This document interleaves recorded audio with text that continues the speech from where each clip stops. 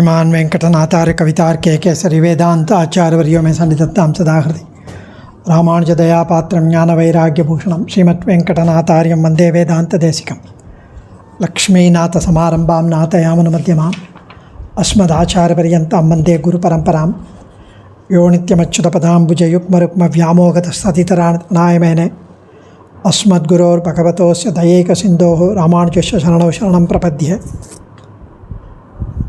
70 ஸ்லோகங்கள் இதுவரை ஆச்சாரியன் அனுகிரகம் அனுபவித்தோம். சுவாமி தேசிகனுடைய ஸ்ரீ யதிராஜ சப்ததியிலிருந்து பகவத் ராமானுஜருடைய வைபவத்தை பற்றி தெரிவிக்கிறார். இந்த யதிராஜ சப்ததி பாகவதோத்தமர்களுக்கு மிகவும் உகப்பாக இருப்பதே, அவர்கள் சந்தோஷமாக இருப்பதை இந்த ஸ்லோகம் 71 வெளியிடுகிறார். மகான்களின் நியமனத்தால் இந்த நூல் இயற்றப்பட்டது என்கிறார் சுவாமி தேசிகன். பெரியோர் நியமனத்தால் இந்த ஸ்தோத்திர கிரந்தம் யதிராஜ சப்ததியை தான் இயற்றியதாக சுவாமி இங்கு தெரிவிக்கிறார். விஸ்வவ்யாபின்யகாதே யதி நிருபதி யசஸ் சம்பதே கார்ணவேஸ்மின் ஸ்ரத்தா சுத்தாவகாஹை சுபமதிபிரசௌ வெங்கடேஷோபிஷிக்தः பிரஜ்ஞாதௌர்ஜன்யகர்ஜத் பிரதிகதகவச்சஸ்தூலபாதூலவృత్యా சப்தத்யா சாரவத்யா சமதனுது சதாம் பிரீத்திமேதாம் சமேதாம் விஸ்வவ்யாபின்யகாதே யதி நிருபதி யசஸ் சம்பதே கார்ணவேஸ்மின் ஸ்ரத்தா சுத்தாவகாஹை சுபமதிபிரசௌ வெங்கடேஷோபிஷிக்தः பிரஜ்ஞாதௌர்ஜன்யகர்ஜத் பிரதிகதகவச்சஸ்தூலபாதூலவృత్యா சப்தத்யா சாரவத்யா சமதனுத சதாம் பிரீத்திமேதாம் சமேதாம். ஸ்ரீ பாஷ்யகாரர் அத்தியுதமான கிரந்தங்களை இயற்றி நவரத்னங்கள் போன்ற 9 கிரந்தங்களை இயற்றி மகோபகாரம் செய்தருளினபடியால் அவருடைய புகழ், அவருடைய வைபவம், மகிமை, புகழ்ச்செல்வம் எல்லா திசையிலும் ஆழமான கடல் போல பரவி நின்றுள்ளது.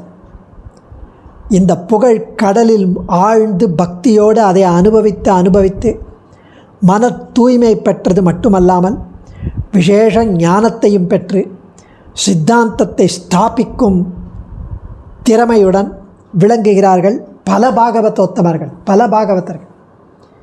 அவர்கள் அந்த யதிராஜருடைய புகழ் கடலுள் ஆழ்ந்து அனுபவித்து அவர் கிரந்தங்களை சேவித்து மன தூய்மை பெற்றதோடு மட்டுமல்லாமல் விசேஷ ஞானத்தையும் பெற்று நம்முடைய ஸ்ரீ வைஷ்ணவ ஸ்ரீ விசிஷ்டாத்வைத சித்தாந்தம் பரம வைதிக ஸ்ரீயான வைதிக மதமான இந்த சித்தாந்தத்தை ஸ்தாபிக்கும் திறமையுடன் விளங்குகிறவர்கள் பாகவதோத்தமர்கள், பல பாகவதோத்தமர்கள். அவர்கள் வெங்கடேசன் எனப்படும் அடியேனை எம்பெருமானாரின் சித்தாந்தத்தை ரட்சித்து கடல் போல பெரிய அவரது புகழ் செல்வத்தை பாதுகாக்கும் தொண்டில் ஈடுபடுத்தினார். அந்த மகான்கள் இப்படி அடியேனை நியமித்ததால் கொண்ட பெருமகிழ்ச்சியை பயனுடையதை ஆக்குவதற்காக இந்த ஸ்தோத்திரத்தை அடியேன் இயற்றினேன். இந்த ஸ்தோத்திரம் சுவாமியினுடைய பெருமையை வெளியிடுவது மட்டுமல்லாமல் சித்தாந்தத்தின் பல சாரார்த்தங்கள் பொதிந்து நிற்பதனால் இது மிகவும் பரம போக்கியமாயிருக்கும் பாகவதோத்தமர்களுக்கு. விபரீதமான ஞானத்தாலே வந்த துஷ்டத்தன்மையால் வீணான சப்தத்தை, பேரொலியை எழுப்பும் பிரதிவாதிகளின் சொற்கள் இந்த ஸ்தோத்திரத்தை கண்டவுடன் பெரும் காற்றில் அடிபட்ட பஞ்சு போல ஓடி போய்விடும், இருந்த இடம் தெரியாமல் பறந்து போய்விடும்.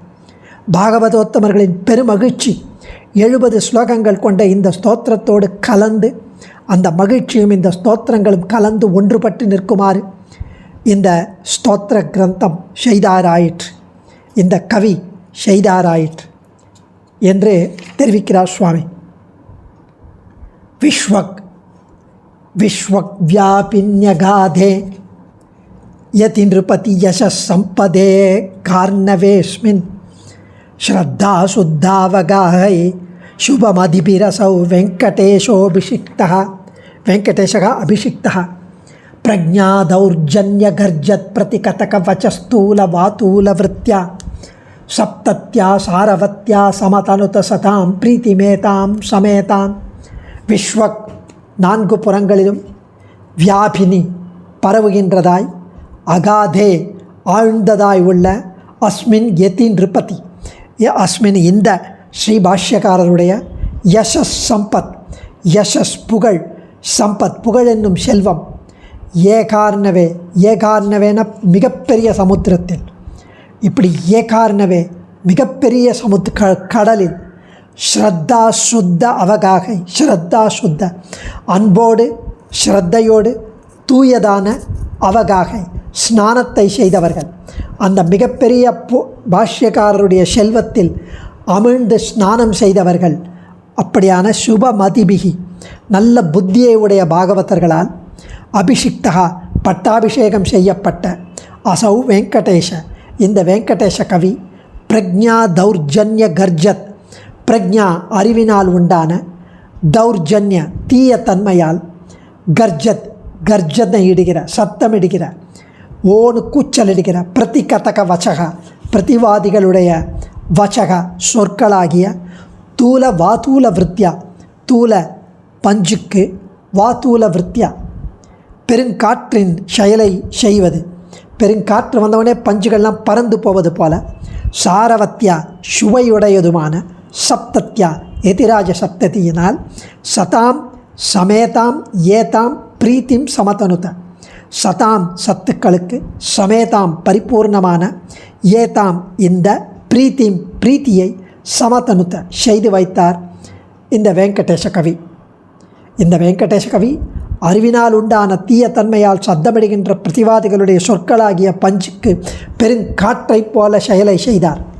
அது இல்லாமல் சுவையுடையதான எதிராஜ சப்ததியினால் சத்துக்களுக்கு பரிபூர்ணமான பிரீத்தியை செய்து வைத்தார். ஸ்ரீபாஷ்யக்காரர் ஸ்ரீபாஷ்யம் முதலிய தமது கிரந்தங்களால் சங்கரர், பாஸ்கரர், யாதவ பிரகாஷர், பிரபாகர் முதலியவருடைய மதத்தை நிர்மூலமாக்கி தன் மதத்தை உறுதிப்படுத்தியதால் அவர் புகழ்ச்செல்வம் 8 திசைகளிலும் ஒப்பற்ற கடல் போல் பரவியது. அந்த கடலுள் பக்தி ஸ்ரத்தையோடு ஆழ்ந்து அனுபவித்து நிர்மலமான மனத்தையும் ஆழ்ந்த அறிவையும் பெற்ற பரமைகாந்திகள் பலர் இருக்கின்றனர். அவர்கள் ராமானுஜரின் சித்தாந்தத்தை பாதுகாத்து அவர் புகழ்ச்செல்வத்தை பரப்பும் தொண்டில் கைங்கரியத்தில்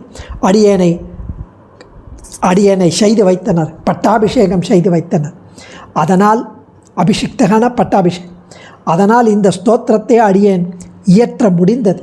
அவர்களுடைய அனுகிரகத்தால், நல்ல இன்மையால், நல்ல அறிவு இல்லாததால் கர்ஜிக்கும் பிரதிவாதிகளுடைய வாக்குகளாகிய பஞ்சுக்கு இந்த ஸ்தோத்திரம் பெருங்காற்று போல அந்த பஞ்சை காணாமல் செய்துவிட்டது.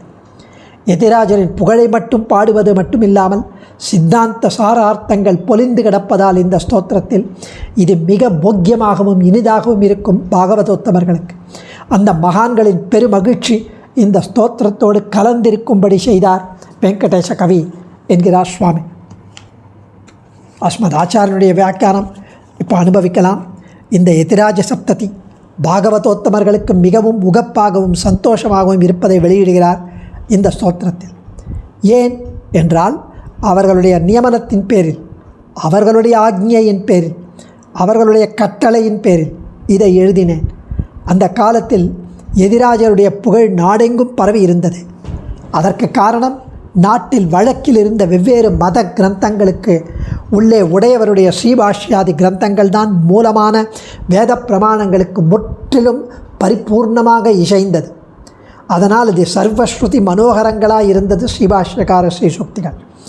இவருடைய திவ்ய சுக்திகளே நமக்கு கிடைத்த பெரும் செல்வம். நாட்டில் உள்ள சமுத்திரங்கள் எல்லாம் ஒன்று சேர்ந்தால் பூமண்டலம் எல்லாம் பரவி இருக்கும் இல்லையா?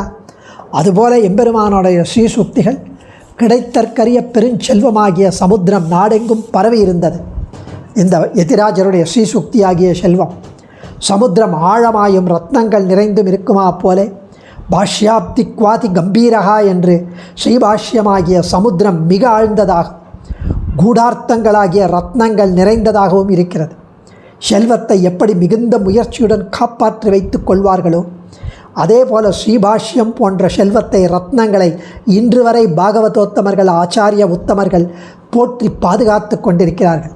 அது மட்டுமா, அர்த்தோதய மகோதய காலங்களில் சமுத்திர ஸ்நானம் செய்து தூயர்களாயிருந்து பரிசுத்தமாக இருப்பது போல ஸ்ரீபாஷ்யகதி உடையவர்கள், ஸ்ரீபாஷ்யாதி உடையவர் ஸ்ரீசுக்திகளை ஸ்ரீபாஷ்யம் போன்ற உடையவர் ஸ்ரீசுக்திகளை பக்தி ஸ்ரத்தையுடன் சாந்தி பாடபூர்வமாக ஷன்னோ மித்ர சம்வருணா ஷன்னோ பவத்வர்யமா அதிலேருந்து சாந்தி பாடத்தில் சொல்லி அதை ஆரம்பித்து ஸ்ரீபாஷ்யத்தை சேவித்து சதாச்சாரியர்களிடம் காலக்ஷேபம் பண்ணி சுபமான புத்தியை உடையவர்களாக இருக்கிறார்கள் பாகவதோத்தமர்கள்.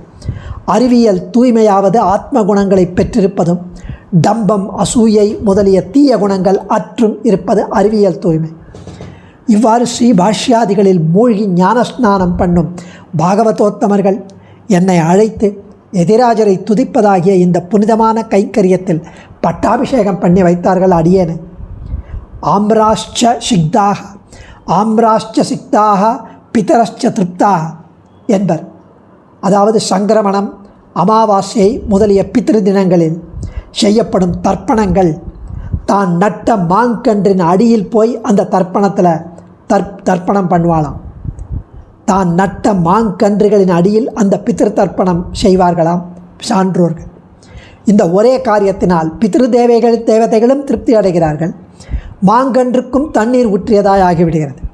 ஒரே கல்லில் 2 மாங்காய் என்பது போல எதிராஜரை ஸ்தோத்திரம் பண்ண எழுதிய 70 ஸ்லோகங்கள் நம் மதத்தை மட்டும் விளக்குவதோடு மட்டுமல்லாமல் பிற மதவாதிகளை கண்டித்து நிரசனம் பண்ணவும் உதவிற்று. பிற மதத்தினரோ சாஸ்திரங்களில் போதுமான விசேஷ அறிவை பெறாதவர்கள், அறிவிலிகள். வாதப்போரில் தக்க பிரமாணங்களை கூறி நாம் அவர்களை கண்டிக்கும் போது நேரிய முறையில் எதிர்வாதம் செய்யாமல் சேஷம் கோபேன பூரையேத்துன்னு கோபத்தினால் பெரும் கூச்சல் போட்டு அமர்க்களம் செய்கிறார்கள், காட்டு கத்தல் கத்துறான். இத்தகைய எதிரிகளின் வாத பேச்சுகளாகிய பஞ்சுக்கு இந்த எதிராஜ சப்தத்தை புயல் காற்று அடிப்பது போல போன்றது. பெருங்காற்றில் பஞ்சு இருந்த இடம் தெரியவே தெரியாது, ஓடி மறைந்துவிடும். இந்த சப்ததியை சொன்னால் துர்வாதிகள் ஓடி மறைவார்கள். ஏனெனில் இந்த ஸ்தோத்திரமானது சாரமான பொருள்களை அழகாக எடுத்து காட்டுவதோடு மட்டுமல்லாமல் இந்த சாரமான பொருள்களை ரசமாயும் சுவைத்து ஆனந்திக்கும்படியாகவும் அமைத்து விட்டது. சத்துக்களான நம் சம்பிரதாயத்தினருக்கு இது மிகுந்த சந்தோஷத்தை கொடுத்தது, பிரீத்தி பண்ணும்படி இருக்கிறது. தேசிகனின் எதிராஜ சப்ததியை கேட்ட அந்த காலத்திய மகா வித்வான்கள் பொறாமையில்லாமல் பாராட்டியதை இங்கு குறிப்பிடுகிறார் என்றும் சொல்லலாம். சாதுக்கள் அனைவருடையவும் திருவுள்ள முகக்க இந்த சப்ததியை இந்த வெங்கடேசன் செய்தாயிற்று. எதிராஜரின் திருவாக்கு, அவர் திருப்புகழ், இது சகல உலகிலும் பரவியுள்ள ஒரு பெரிய ஆழ்கடல். உலகம் முழுவதும் ஒரே ஜலம், ஏகார்ணவம். எப்படி அப்படின்னா எதிராஜருடைய ஸ்ரீசுக்தி தான் அந்த ஜலம், ஆழம் காண ஒண்ணாதது. இது வாக் செல்வம், வாக்ன சம்பத், யசஸ் சம்பத். இது நமக்கு ஒரு பெரிய செல்வம், சொத்து, ரட்சிக்க வேண்டிய சொத்து, மூலதனம், நித்திய அனுசந்தேயம். யசஸை கேட்கலாம், திருப்பி சொல்லி புகழலாம். வசஸை யாசிக்கலாம், வாக்கை யாசிக்கலாம், அனுபவிக்கலாம். அமிழ்ந்து அவகாகன ஸ்நானம் செய்யலாம். அதாவது குளிர குடைந்து நீராடாதேன் மாதிரி குளிர்ந்து மகிழலாம். அப்படி செய்த பாகவதோத்தமர்கள் சுபமதிகள். அவர்கள் மகா சாதுக்கள். அவர்கள் அடியனை அழைத்து இப்படி ஒரு ஸ்துதி பண்ணு ராமானுஜரை பற்றி என்று நியமித்தனர். இந்த புனித கைங்கரியம் செய்ய எனக்கு பட்டாபிஷேகம் செய்தனர். அவர்கள் சுபமதிகள் என்றேன். அசூயாலேசமும் இல்லாதவர், பொறாமை கொஞ்சம் கூட இல்லாதவர். உலகத்தில் சிறிது ஞானம் வந்துவிட்டாலே அகங்காரம் வந்து உலகத்தில் வேறு வித்வானே இல்லை என்பது போல மகா வித்வான்களையும் அப்படியே தூஷித்து திரஸ்கரித்து அவர்களை தள்ளி பேசும் மனப்பான்மையை நாம் பார்க்கிறோம். இவர்கள் அப்படியல்லர். இந்த ஏகார்ணவத்தில் இவர்கள் எதிராஜ ஸ்ரீசுக்தி என்ற கடலில் அவகாக ஸ்நானம் பண்ணிய இந்த சாது ஜனங்கள் எனக்கு பட்டம் கட்டி எழுதுமின் என்று நியமித்தனரே, என்னே ஆச்சரியம். அடியேன் பரமபாக்கியத்துடன் அவர்கள் ஆக்ஞையிட்டதை பூர்த்தி செய்தேன். குதிருஷ்டி நிரசனமும் ஆயிற்று. புத்தி இல்லாமையே தீயவனாக்கிவிடும் போலும். கர்ஜனை, கத்தல், விஷயமே இல்லாமல் அப்படி வாதிகள் புறப்பட்டு வந்தனர். அவர்கள் வாதன வாய் வீச்செல்லாம் வெறும் பஞ்சுகள் போல இந்த சப்தத்தை காற்றில் சிதறி பறந்து இல்லை என்று ஆகிவிட்டது. இந்த சப்தத்தை சாரவதி, சத்தியவதி, ரசவதி சாதுக்கள் ரசித்து கழிக்கின்றனர். அவர்கள் உகப்பு மேலும் மேலும் வளர்கிறது. இங்கனம் அடியேன் கிருதார்த்தனானேன் என்கிறார் சுவாமி. ஆச்சாரியன் திருவடிகளே சரணம். கவிதார்க்கிக சிம்ஹாய கல்யாண குணசாலினே ஸ்ரீமதே வெங்கடேஷாய வேதாந்த குரவே நமः.